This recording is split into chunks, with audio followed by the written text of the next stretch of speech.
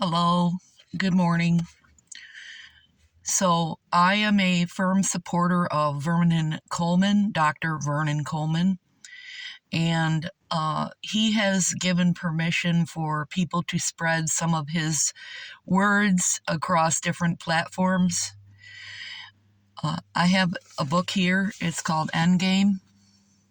Okay, I'm not going to read the whole book because that is against the law. I'm going to read part of it. I'm not going to read the whole thing because the goal really is to get you to hear his words and hope that you will buy the book.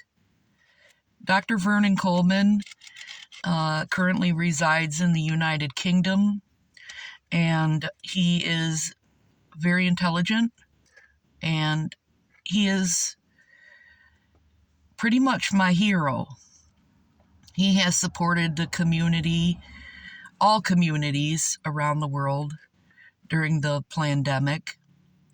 So I'm just going to read a part of this book so that you can hear it. And hopefully you will support him by purchasing the book. And if Dr. Vernon Coleman does contact me to take this down, I will. But the goal is to get you to buy his book or to listen to his podcast because Dr. Vernon Coleman has a beautiful mind. Part 1.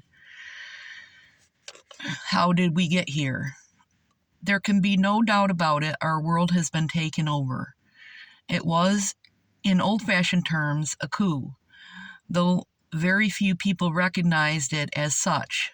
Our world, our lives, our present, and our future have been taken over by a bunch of self-serving criminals who have cleverly slid into positions of power, mostly without ever standing for public office, let alone being elected, and who now control governments, banks, global organizations, and of course the United Nations.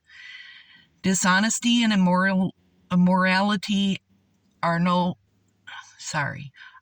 so commonplace among those holding public office that even the most egregious examples of both are ignored or dismissed as simply inevitable.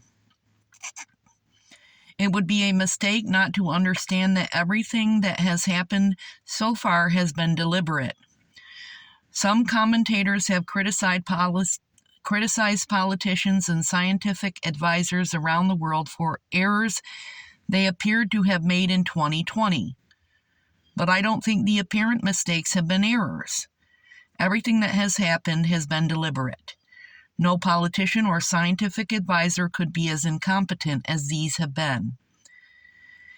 And it is certainly inconceivable to think that politicians, administrators, and advisors around the world could all be making exactly the same mistakes.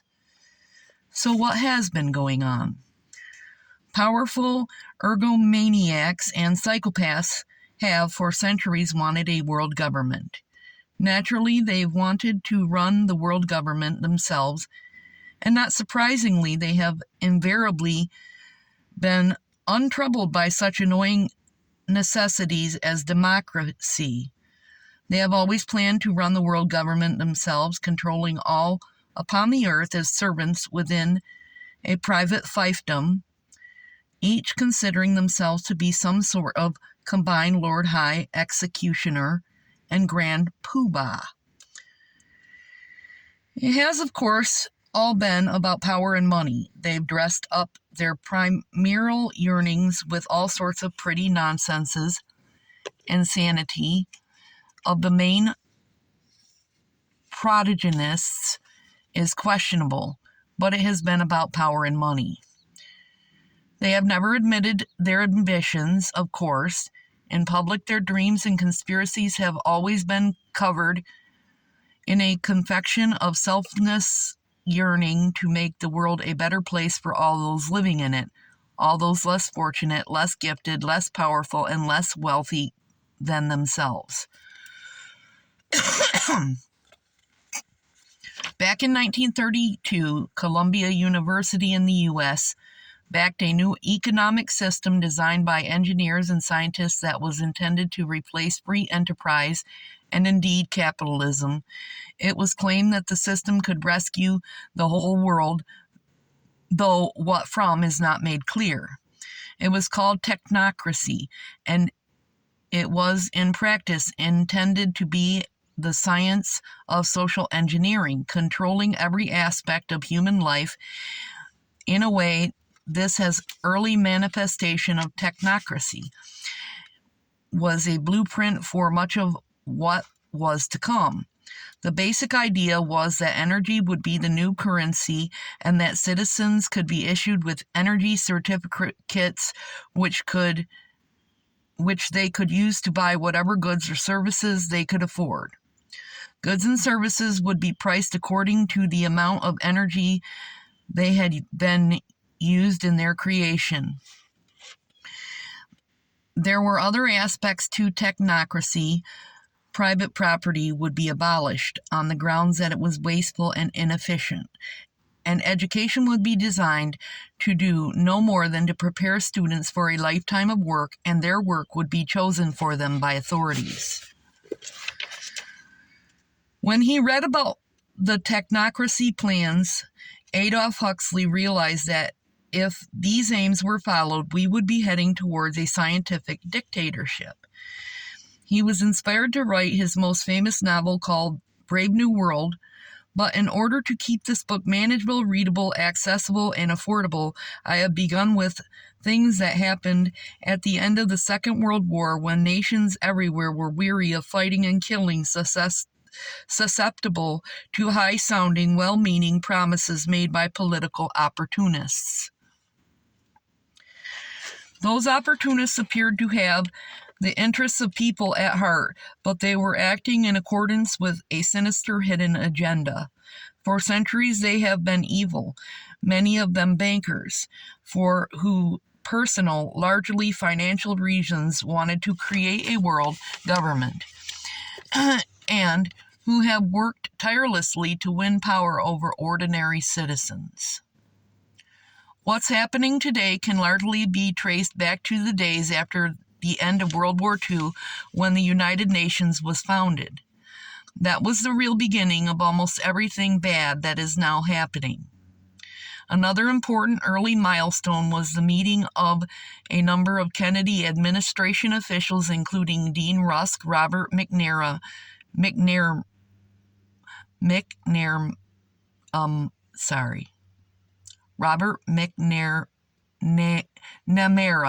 and George Bundy. Sorry, I can't get those names right. Who happened to be Bilderberger members at a place called Iron Mountain near New York, a huge underground corporate nuclear shelter. The authors of subsequent reports stated that war was both desirable and necessary as an economic stabilizer and an organizing force. They argued that war could not be allowed to disappear until there was something to put in its place. Does that sound familiar? The war in Ukraine? The possibility of war, they wrote, provides a sense of external necessity without which no government can long remain in power. The basic authority of a modern state over its people resides in its war powers. War has served as the last great safeguard against the elimination of necessary classes. They're talking about people, of necessary classes, okay? The theory was that international rivalry with regular wars was necessary to create a community of interest between rich and poor, and the Kennedy administration think tank also concluded that a possible surrogate for the control of potential enemies of society is the reintroduction in some form consistent with modern technology and potential progress of slavery. The development of a sophisticated form of slavery may be an absolute prerequisite for social control in a world at peace. It was at the Iron Mountain meeting in 1961 that other forms of control were discussed. These included a space program, surprise, surprise, aimed at unreachable targets, a permanent arms inspection force, a global peacekeeping force, a comprehensive eugenics program, and massive global environmental pollution, which would need cleaning up. Now, if you don't know what a eugenics program is, a eugenics program is basically choosing people based on their race and their ability and what they can provide for society. That's eugenics, okay? So they're basically talking about getting rid of people that they don't need. It's all about the eugenics, which is part of the Nazi regime. That's what they were into. So I'm going to leave it there because I don't want to make this too long. But I suggest that you check into this book. It's called Endgame, and you can find it on, I believe, vernoncoleman.org. He also has a website called vernoncoleman.com, and he is a doctor from the United Kingdom and has predicted much of everything that has been going on in this world. So he can advise you even medically. Dr. Vernon Coleman is a beautiful human being, and I would hope that you would look into his writings as I have. Sorry about my hair. Sorry that I don't look great in the morning, but that's not why I made this video. Have a great day.